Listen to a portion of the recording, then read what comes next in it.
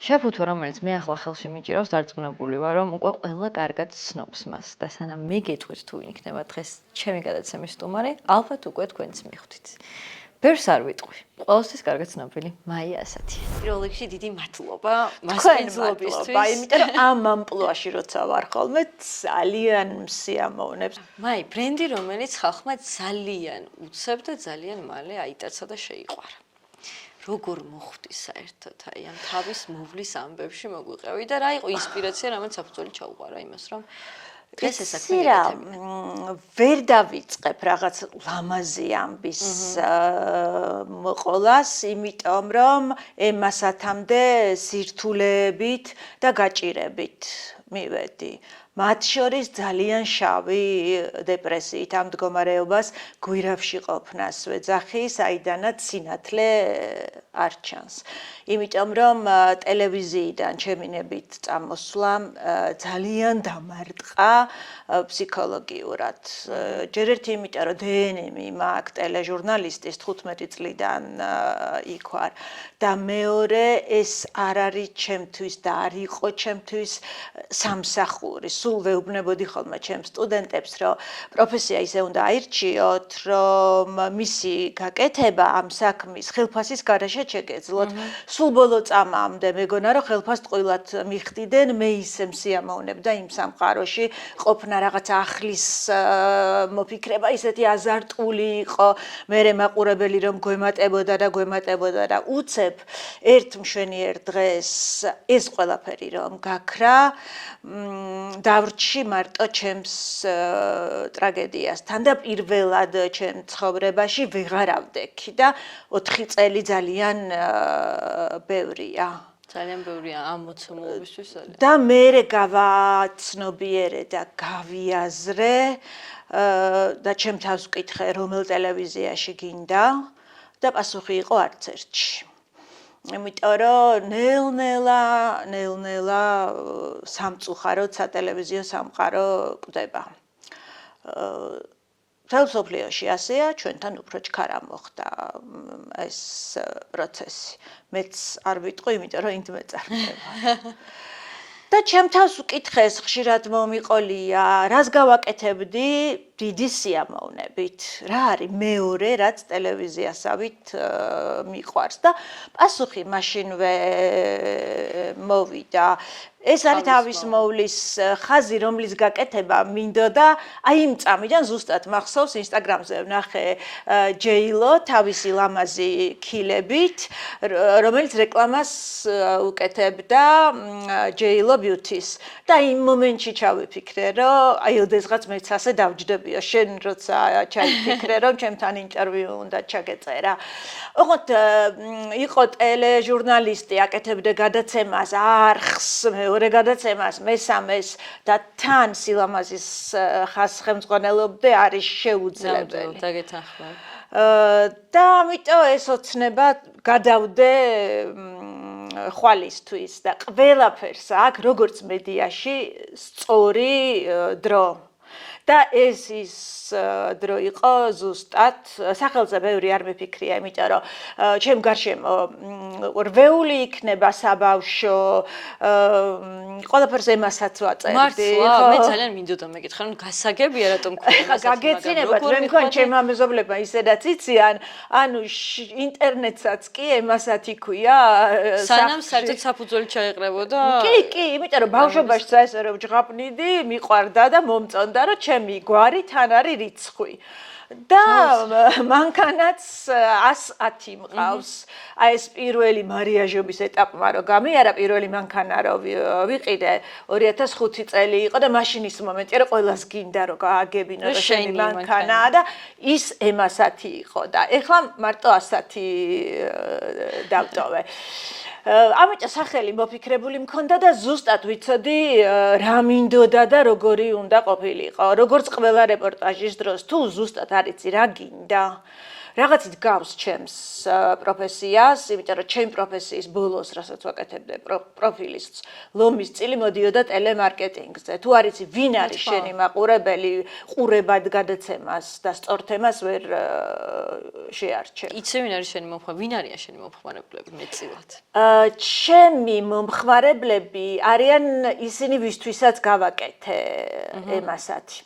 პირველ რიგში უნდა ყოფილიყო ძალიან ხარისხიანი.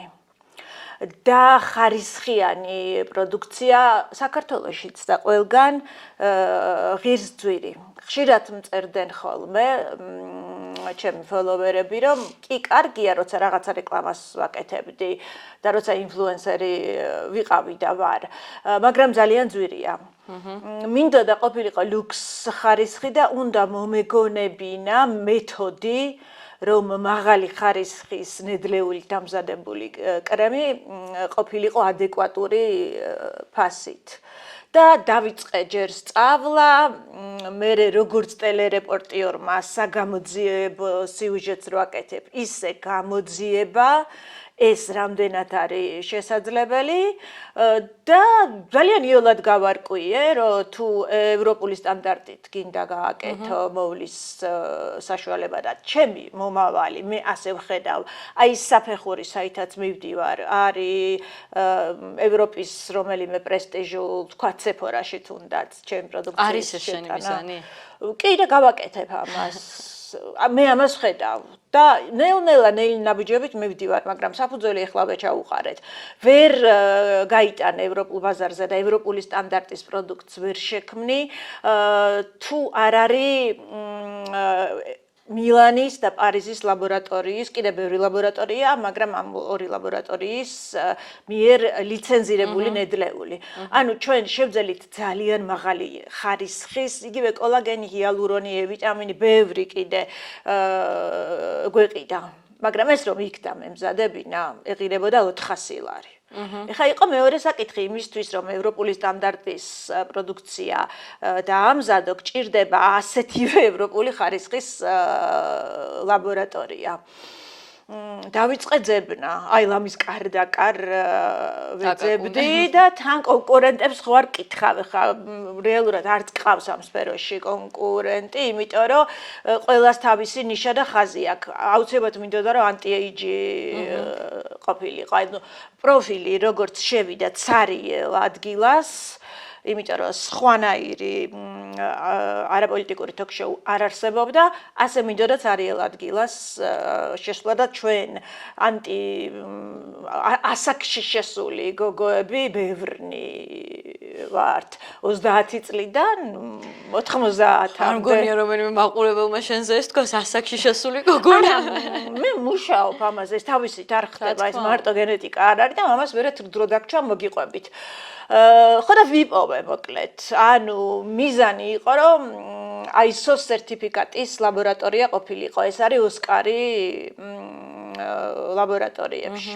არის ასეთი ლაბორატორია საქართველოში, რომელიც ხოთაშორის უცხოეთისთვისაც ამზადებს პროდუქციას GMP ხარისხი აქვს და GMP კატეგორია აქვს მინიჭებული. მე დაიწყო ხანგრძლივი პროცესი, ჯერ მოლაპარაკების, მერე პირველი პროდუქტის მოგონების ზუსტად მახსოვს, აი როგორი გინდაო ფორმულატორმა რომ მკითხა, ძალიან მაგარი ფორმულატორი გვყავს. ვუთხარი რომ აი ესე უნდა აკეთებდეს პირველივე წასვლისას. მართლასი აკეთებს მეგობრებო, ვისაც არ გამოგიცდიეთ. აი წაისვით და 2 თვის შემდეგ ნახავთ შედეგს.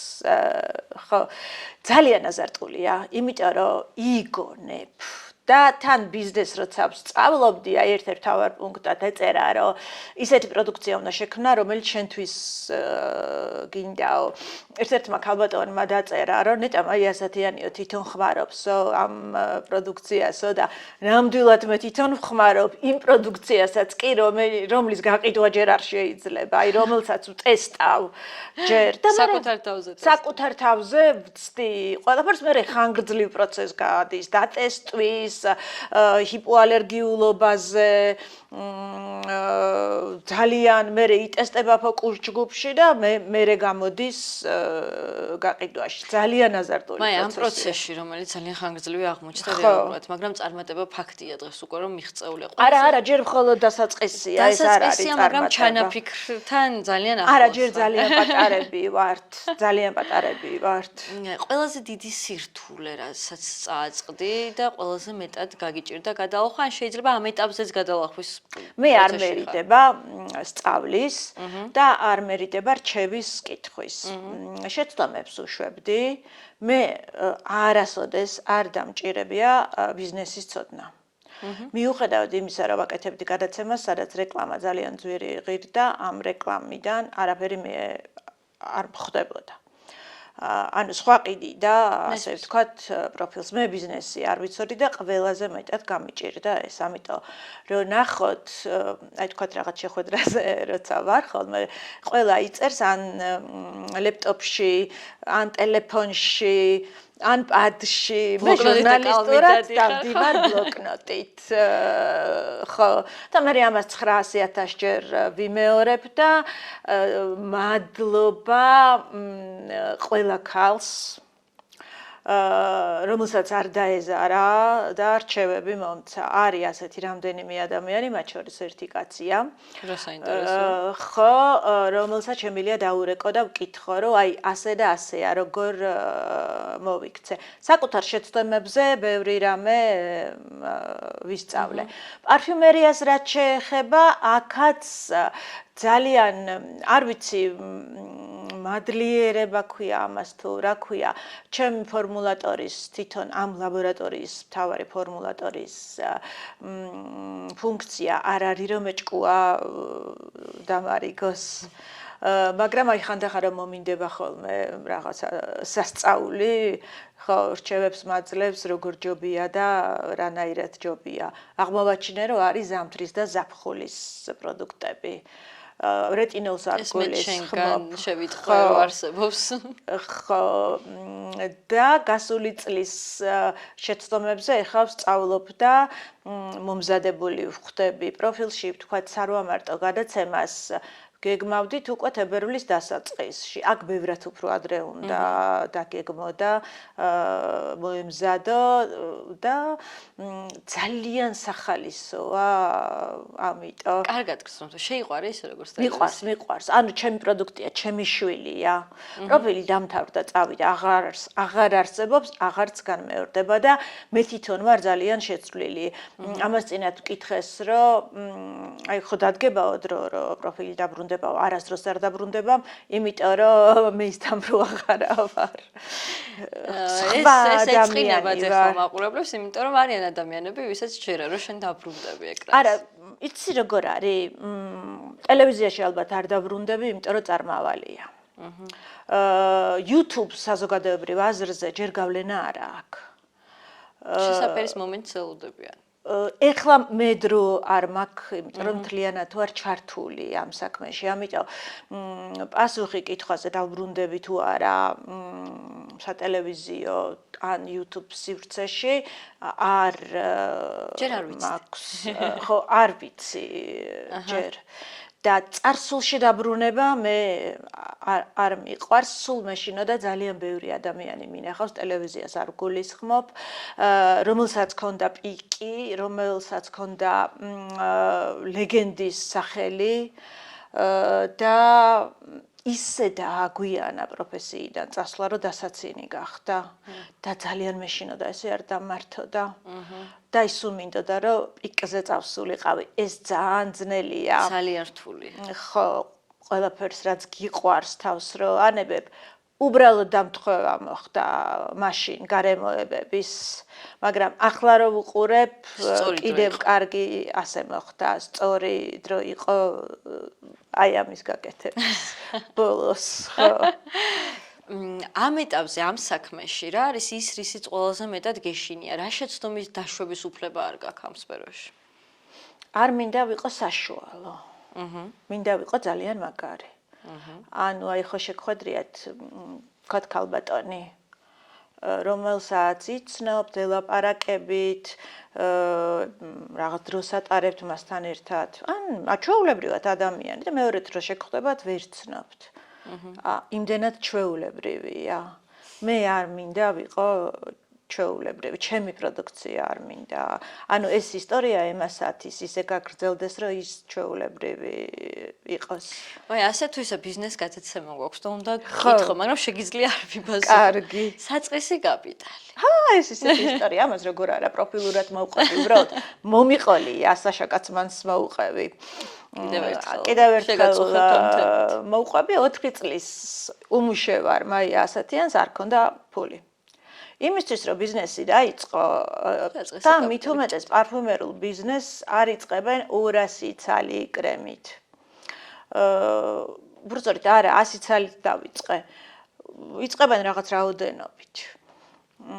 მჭირდებოდა 3900 ლარი, რომელიც არ მინდოდა არავისთვის გამომერთმია, არ მინდოდა მესესხებინა, არ მინდოდა მყოლოდა პარტნიორი, ამიტომ გამოვაღე ბანკი არ მომცემდა, ბანკში დავრეკე კრედიტს, იმიტომ რომ 4 წლის უმუშევრობის ის მქონდა ისტორია.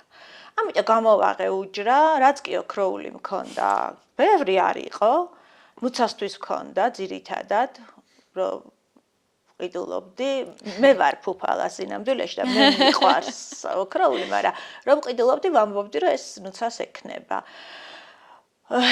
შევკარი ასე ბოხჩაში, წავიღე ოქროს ბირჟაზე და მითხრეს, რომ აი ეხავე თუ დატოვებ და მე ეხლა მომჭირდებოდა 3900 ლარს მოგცემთ. თუ დატოვებ თქვა ერთი თვით უფრო მეტი იქნება. მე ვთქვი დავტოვებ ეხლა და აი 3900 ლარად დავიწყე ბიზნესი. არ მეშინოდა. ბოლო წამს, აი რეკისთვის რომ უნდა დამეჭირა, თითი ტელეფონზე რომ უნდა მეთქვა, რომ ახალ ამბავს ვიწყებ, მაშინ შემეშინდა, იმიტომ რომ ჩემ თავს ვკითხე, რომ არ გაიყიდოს, სად მიდიხარ. მე უთხარი არ გაიყიდებოდა, მექნება 100 ცალი ლუქს კრემი და გამოვიყენებ და გამოვიყენებ. და იმ საღამოს აღარც ერთი აღარ იყო. და დაიწყო მართლა იმ საღამოს აღარც ერთი არ იყო. დღემდე მაქვს ძალიან კარგი ურთიერთობა პირველ მომხმარებლებთან. ოღონდ რახან ბიზნეს გადაცემა ავიტყვი ამას, რომ პირველი 100 ცალი გაყიდა ჩემმა სახელმა. რა თქმა უნდა. ყველას აინტერესებდა, აბა რა არის შიგნით. და მე არ მინდოდა რომ მარტო ესე ყოფილიყო, ჩემთვის მნიშვნელოვანი იყო პირველი მყიდველი თუ დაბრუნდებოდა. და მე მყავს ახლა მომხმარებლები 7-ჯერ, 8-ჯერ როცდიან ჩვენს ნაირ პროდუქციას უკვე. ხო, აი დღეს მქონდა შეხვედრა და გადავწყვიტე, რომ აი რაღაც ფლაკონები არ მომწონს და უნდა შევცვალო. ხო და აი ვიზუალური თვალსაზრისით ძალიან ლამაზია. მარტო კრემის ფლაკონებს არ გულისხმობ, აი თქვა ბოდი ლოსიონის ფლაკონი არ მომწონს და აი მინდა რომ ყველაფერი. ეს პროცესი ძალიან საინტერესოა. უშუალოდ შენ ხარ ყველაფერში ჩართული. ექიმი, მეწარმე, ლიდერი, მოდელიც მე ვარ. კი, ესეც ვიცი. კადრის დამგეგმავიც, ხო და კრემი როგორი უნდა იყოს, იმის მომფიქრებელიც. როგორ ფიქრობ, შენ პროდუქტს სჭირდება კარგი მარკეტინგული გათხოვდა აქტივობა, მაშინ როცა შენ ხარ. მარკეტინგი არის ყველაფერი. შენც გჭირდება ეს? შენი სახელი კიდე სხვანაირად. პროფილი მარკეტინგი იყო. მე ხა უფრო იოლი იყო რა თქმა უნდა, როცა იცი ვინ არის მინდგას მის უკან. იოლი იყო, მაგრამ ასეთი ორი საშუალება არსებობდა უკვე ნუკის კოსმეტიკს და თამოსქინი, ანუ სიახლე მომხმარებლისთვის ამაში არ იყო არაფერი. თავად ჩამოთვალე ბაზარზე არსებული. მაგრამ ჩვენ არ ვართ ერთმანეთის კონკურენტები. აი ეს მინდა და მეკითხა, როგორ ფიქრობ, ხართ ერთმანეთის კონკურენტები და თქვენი ნიშა? ჩვენი ნიშა გვაქვს სამივეს. მაინც გითხავ, მე კი ვიცი უკვე ძალიან კარგად, მაგრამ როგორ ფიქრობ, აი ეს მთავარი ნიშა, რომელსაც არ უნდა გასცდე ამ საქმიანობაში, რა არის? ხარისხი. იმიტომ რომ ძალიან ხშირად ხო გაგიგიათ, რომ აი ქართული ბიზნეს სისტემაა, რომ პირველი ორი პარტია არის კარგი და მეორე პროდუქტი ფუჭდება, ხარისხი პერსპექტივაში არ უნდა გაფუჭდეს. ანუ 10 წლის მერეც რო წაისვა ლუქს კრემს, ასე უნდა გააკეთოს. ხო, მთავარი არის ხარისხი და წარმატებამ თაბური არ უნდა დაგახვიოს და ეს უკვე ძალიან კარგად ვიცი, ჯერ კიდე დროებიდან. ჩვენ რომ შემოვედით, ჩვენ მითხარი რომ მე მაკიაჟი ახლა არ მიცვია სახელზე. დაუჯერებელია რომ ეხლა მგონია რომ აუცილებლად ეხლა მარგალიტი მისვია. მე თავად ვარ მარგალიტის მომხმარებელი და ამას გადაჭარბების გარეშე გქონოდა. მარგალიტს მართლა არ ჭირდება მაკიაჟი. არც ოქროს არ ჭირდება მაკიაჟი. მაგრამ ოქრო უფრო ზაფხულის პროდუქტია და სასწაულებს აკეთებს. და ნამდვილი ოქროსგან არის თან და მე მიყვარს ბრჭყბიალები. მე ძალიან მიყვარს. ხო. და აი ზაფხულში გაზაფხულზე ცოტა რუჯზე ეს ისეთი ლამაზია. ძალიან ეფექტურად გამოიყურება მას. ხო, ძალიან ეფექტურია. ბევრი ნაბიჯი რომელიც წინ გაქვს ჩამოთვალე და გაგვიმხილე კიდევაც რეალურად რა. ეს არის აი წლების შემდეგ ერთხელ მახსოვს ალიონი მიმყავდა და ძალიან ლამაზი სტუდია ქონდა ალიონს და შევიპარე უკვე ანუ ისეთი გამოცდილი წამყვანი ვიყავი უკვე ანუ ეს არ იყო დამწყები გოგონას ოცნებები და აი წარმოვიდგინე რა მინდა გავაკეთო მომავალში და აი არ ვიცი ხა შეიძლება გიჟი გეგონოთ დავინახე პროფილის სტუდია მაგრამ ეს ისეთი შორეული ოცნება იყო რომ ძალიან გრძელი გზა უნდა გამევლო რომ ეს გამეკეთებინა და ძალიან გრძელი გზა გავიარე იმერია სეფორამდე უფრო მოკლე ახლა შეხედავ სეფორაში როგორ დავშენი პროდუქტი ხო ნახოთ თავარია ყველას გასაგონად ვამბობ ჟურნალისტობა გინდა თუ ინჟინრობა თავარია საბოლოო მიზანს ხედავდე ანუ სად ახარ და სად მიდიხარ მაი ბევრი ადამიანი გვიყურებს ახლა ისეთი ვისაც უნდა რაღაცის დაწყება და მით უმეტეს პატარა ასაკში ახალგაზრდა ასაკში როდესაც ბევრი რაღაც გინდა, ბევრი რაღაც ხიბლავს, მაგრამ გიჭირს ნაბიჯის გადადგმა მხოლოდ იმიტომ, რომ გეშინია, თუნდაც საზოგადოების, თუნდაც ფინანსური დაღმასვლის ეს შიშები როგორ უნდა გადაალახონ ადამიანებმა საკუთარ თავთან რომ ნაბიჯები წინ გადადგმონ. ხშირად მქონია შეხვედრა ახალგაზრდებთან და რომ დამისვამს კითხვა, აბა მიპასუხეთ თითოეულმა თქვენგანმა, რა გინდათ? ძალიან ხშირად ყოფილა სიჩუმე. ადამიანმა პირველ რიგში უნდა განსაზღვროს რა უნდა. აი ეს კი არ უნდა მიედმოედოს, მაგრამ გაჟღერება უჭირთ და ესეც შიშია. მერე უნდა ისწავლოს ეს საქმე, არ შეეშინდეს არც საზოგადოების და არც მარცხის. იმიტომ რომ შეიძლება 9 ჯერ დამარცხდე, მაგრამ ეს გამოცდილება ჩათვალო და მეათეჯერ გაიმარჯვა. მე რო პროფილი დავიწყე 20 წელი რეპორტიორი ვიყავი და მე 7 ნოემბერი მოხდა, იმედი დაიხურა და საერთოდ არ მქონდა განცდა იმისი, რომ ჩემი კარიერა გაგრძელდებოდა და წარმატებულად კი არა, საერთოდ გაგრძელდებოდა. მაგრამ ასე არ მოხდა. ანუ თუ შრომობ, არ უნდა შეგეშინდეს და მე რო საზოგადოების შემშინებოდა, დღეს აქ არ ვიჯდებოდი, ხო? იმიტომ რომ ძალიან ბევრი ტალახი მომხვედრია. ეხლაც მხდება ხოლმე უბრალოდ შეჩვეული ვარ.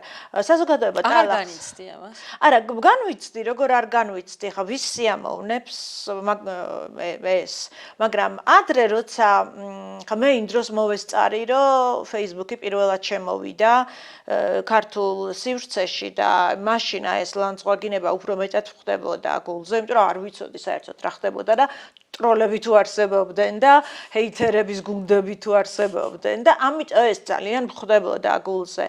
ეხლა ბლოგს ვაჭერთიც და ლამის სახელებით ვიცნობ ტროლებს. ვერსად დაგემალები. ტროლების უკან ვინც დგას იმას, ხო. ხო და ეხლა ჯერთი შედარებით იკლო ტალახის ტროლელთა რიცხვმა. ხო და ნუ განსაკუთრებით მაშინ გააქტიურდებიან ხოლმე ზაფხული რო დგება და მე კიდე ცურვა მიყვარს ძალიან. ხო და ერთი ვიდეოც ჩავწერე, შავ ტანსაცმელში ზემოდან ვისხავდი ჩვენ იდეალურ რუჯს ხო და ვერ შეეჩვევი ამას რომ გლანძღავენ, მაგრამ დაილაპარაკო. ოღონდ ჩემზე. ერთმა ჭკვიანმა ქალმა თქვა. სხვათა შორის ხო ეს სულიერ ზასთან ასოცირდება, როცა შეგიძლია მის საშუალება ადამიანებს რომ ილაპარაკო. ხო, ნუ არა, მე არ ვაძლევ ხოლმე საშუალებას, არ მიყვარს მაგალითად, ეხა ქაგეცინებათ. არ მიყვარს სტატიები ჩემზე, არ აი Facebook-ში რაღაცა ყვითელი სათაურებით რომ იბეჭდება ხოლმე. არ მიყვარს ჭორები ჩემზე, ძალიან მაღიზიანებს, როგორც წესი არც ერთი ჭორი სიმართლე არ არის ხოლმე და სოციალურ ქსელში ხშირად არის ხოლმე, აი რაღაცა გრამატიკულად გაუმართავი, რაღაცა აი ასათიანმა ახლა ხანს ნახე, შემთხვევით ამომიგდო, აი ასათიანმა რაღაცა სიგამხდრის საიდუმლო გაამხილა თუ რაღაცა მაგდაგვარი იყო. გული გამისკდა. თუ გაქვს რამე საიდუმლო გაგვანდე ჩვენს. ანუ ხო, ამასაც ის უნდა რა, გაზრდა უნდა რა. გამოჩნდა. მარტო აღარ ხარ. ეს უკვე ძალა. ხო, ეს უკვე ძალა, მარტო აღარ ვარ და იმდენი ვიძახე, რომ ტელეფონი არ რეკავს თქო, იმიტომ რომ წამოვედი პროფილიდან, უცებ გაჩუმდა ტელეფონი, რომელიც აი ფობია მქონდა, უკვე იმდენს რეკავდა და უცებ გაჩუმდა. 4 წელი ხმა არ ამოუღია და ეთყობა ინტერვიუებში იმდენი ვიძახე, რომ ტელეფონი გაჩუმდა თქო. ეხლა დილა რომ თენდება და ტელეფონს ვრთავს, ანუ არ არსებული რაოდენობის მისთქოლები და მესიჯები ხდება და ეთყობა ღმერთმა გაიგონა, რომ აი ეს ტელეფონი დადუმდაო და ხო, რეკავს და რეკავს, ოღონდ უკვე სხვა ადამიანები რეკავენ. მაია ძალიან ბევრ წარმატებას აი, და დიდ წარმატებას გისურვებ ამ სფეროში. წარმატებული ხარ, როგორც პიროვნება, როგორც ადამიანი, როგორც არა, ჯერ მხოლოდ ვიწყებ, ის წარსულია. არა, ჯერ ვიწყებ ამ სფეროში და უღრმესი მადლობა. დარწმუნებული ვარ. როდესაც ასე გჯერა, მგონია რომ ყველაფერი მიღწევადია და შენთან ერთად მეც მჯერა ამ პროდუქტის გამა და ყველაფერი გამა. და ბოლოს დიდი ქარხანა მექნება. დიდი საწარმო. ხო, საწარმო. წარმატებები.